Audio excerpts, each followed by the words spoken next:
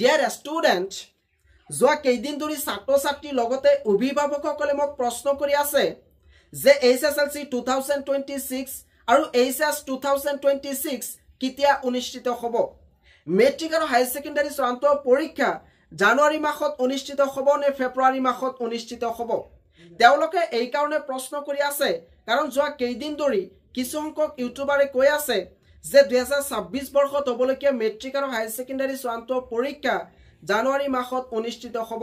কাৰণ 2026 বৰ্ষত অসমত ইলেকশ্যন আছে সেই কাৰণে তেওঁলোকে কৈ আছে যে মেট্ৰিক আৰু হাই সেকেন্ডাৰী চূড়ান্ত পৰীক্ষা জানুৱাৰী মাহত অনুষ্ঠিত হ'ব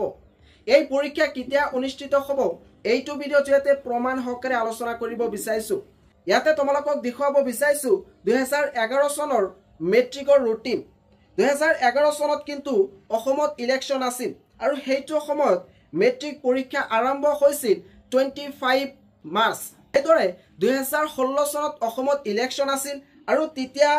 এই মেট্ৰিক পৰীক্ষা অনুষ্ঠিত হৈছিল 18 ফেব্ৰুৱাৰী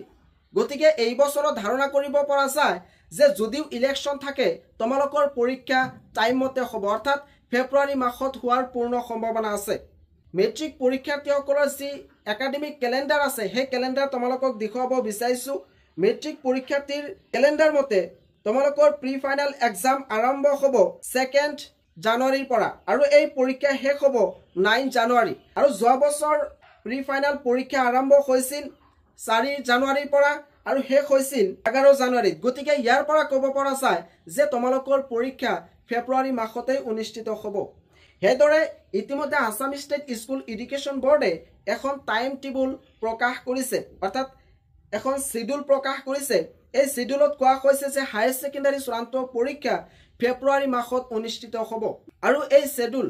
Assam state school education board নিজে প্ৰকাশ কৰিছে গতিকে এইটো কোনো পৰ্যায় মিছা হ'ব নোৱাৰে যেহেতু আসাম ষ্টেট স্কুল এডুকেশ্যন বোৰ্ডে প্ৰকাশ কৰিছে গতিকে ইয়াৰ পৰা 100% ক'ব পৰা যায় যে তোমালোকৰ মেট্ৰিক আৰু হাই সেকেন্ডাৰী চূড়ান্ত পৰীক্ষা ফেব্ৰুৱাৰী মাহতে অনুষ্ঠিত হ'ব